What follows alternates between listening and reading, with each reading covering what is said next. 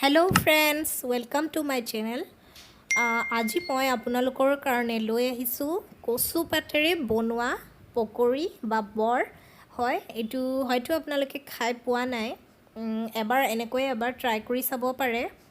ইয়াৰ কাৰণে মই কি ব্যৱহাৰ কৰিছোঁ মই আপোনালোকক ভিডিঅ'টোৰ সহায়ত দেখাই যাম। এয়া হৈছে কচু পাত, দেখিছে এই ডাঙৰ কচু এই আনা হৈছিলে আৰু এইটোৱে এতিয়া টুকুৰা টুকুৰকৈ কাটি ল'ম। আৰু মছলাৰ বাবে মই লৈছোঁ নহৰু, আমৰ আচাৰ, জলকীয়া আৰু পিঁয়াজ আৰু লগতে জিৰা, গোটা জিৰা। এতিয়া আটাইখিনি মই মিক্সাৰ গ্ৰাইণ্ডাৰত পেষ্ট কৰি ল'ম। আৰু আনফালে মই এটা বাচনত বেচন লৈ লৈছোঁ আৰু লগতে মিক্সাৰ গ্ৰাইণ্ডাৰত যিখিনি পেষ্ট তৈয়াৰ কৰিছিলোঁ সেই পেষ্টখিনি বেচনত দি ল'ম আৰু সোৱাদ অনুযায়ী নিমখ দিব। আটাইখিনি ভালকৈ মিক্স কৰিব লাগিব। এতিয়া অলপ কালাৰৰ বাবে ইয়াত হালধি গুড়ি 1 চামুচ দি দিছোঁ আৰু এতিয়া পানীৰে সৈতে এইখিনি মিহলি কৰি ল'ম। এইখিনি বেছি ঘোটাও হ'ব নালাগে বা বেছি পনীয়াও হ'ব নালাগে, কিমানখিনি থাকিব লাগিব মই আপোনালোকক ভিডিঅ'টোৰ দ্বাৰাই দেখাই যাম। আপোনালোকে দেখি নিশ্চয় আন্দাজটো গম পাব। এয়া দেখিছে নহয়, ইমানখিনি ডাঠকৈ এইটো ৰাখিব লাগিব, বহুত বেছি পনীয়া হ'ব নালাগে। কাৰণ এইখিনি যিহেতু আমি কচু পাত কেইখিলাত হাতেৰে মোহাৰি যাব লাগিব, সেই গতিকে ইমানখিনিতে ৰাখিব লাগিব। আৰু এয়া এটা নতুন ডিছ, আশা কৰিছোঁ আপোনালোকে খাই নিশ্চয় ভাল পাব আৰু সঁচাকৈ এইটো বহুতেই সোৱাদ লাগে খাই। আপোনালোকে চাহৰ লগতে হওক বা ভাতৰ লগতে হওক যিকোনো ধৰণেৰে খাব পাৰে। আৰু এয়া দেখিছে নহয়, ইমানখিনি ডাঠ হ'ব লাগিব।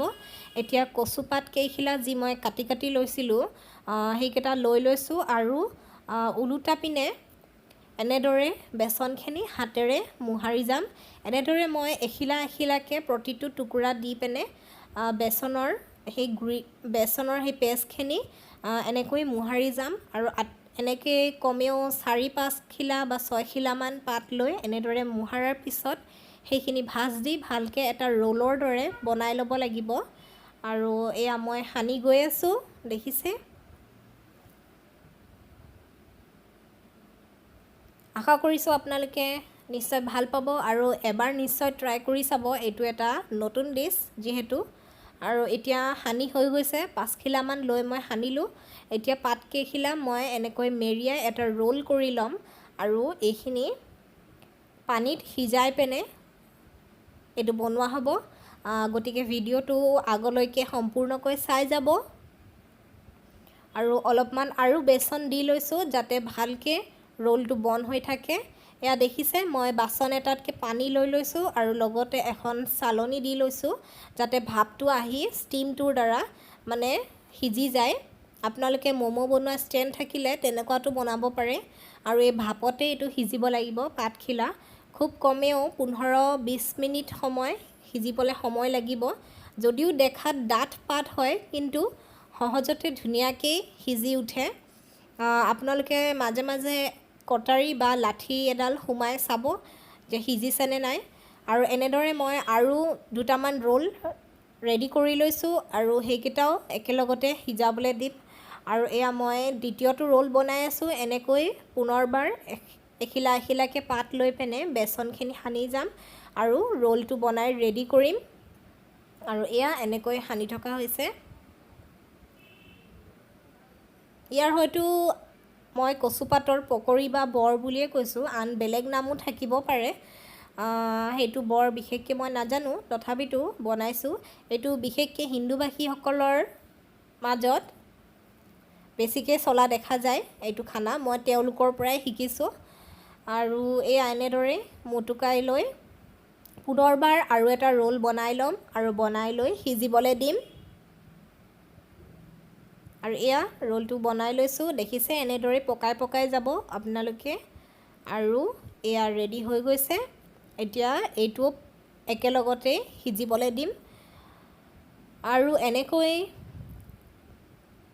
20-25 মিনিট পাছত এয়া দেখিছে নমাই লৈছোঁ মই, ধুনীয়াকৈ সিজি উঠিছে। এইটো এনেদৰেও খাব পাৰি যদি খাবলৈ বিচাৰে এনেদৰে খায়ো সোৱাদ লাগে, নতুবা তেলত ভাজি ল'বও পাৰে। এয়া ৰোলকেইটা মই পিচ পিচকৈ কাটি লৈছোঁ মাজেৰে টুকুৰা কৰি, আৰু এইকেইটা অলপমান তেল দি লৈ টাৱাতকৈ দুইফালেদি অলপমান লৰাই দিম। আৰু এনেদৰে এইটো ষ্টাইলতো খাব পাৰি, হয়তো ভাপত সিজাই ডাইৰেক্টকৈ খাব পাৰে আপোনালোকে, নতুবা এনেদৰে বিচাৰিলে এনেকৈও খাব পাৰিব। এনেকৈ চাহৰ লগত খাই বহুতে ভাল লাগে, সোৱাদটো বহুত টেষ্টি হয়।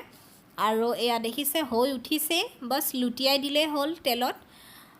আৰু এটা টেষ্টি ৰেচিপি এইটো, আশা কৰিছোঁ আপোনালোকে নিশ্চয় ভাল পাব। আৰু যদিহে আজি মোৰ ভিডিঅ'টো ভাল পায় তেন্তে এটা লাইক, শ্বেয়াৰ আৰু ছাবস্ক্ৰাইব কৰিব, আৰু ভিডিঅ'টো সম্পূৰ্ণকৈ চাবলৈ নাপাহৰিব। লগতে কাষতে থকা বেল আইকনটো ক্লিক কৰি দিব।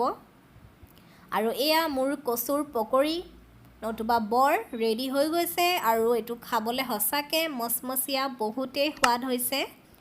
আপোনালোকেও এবাৰ ট্ৰাই কৰি চাব।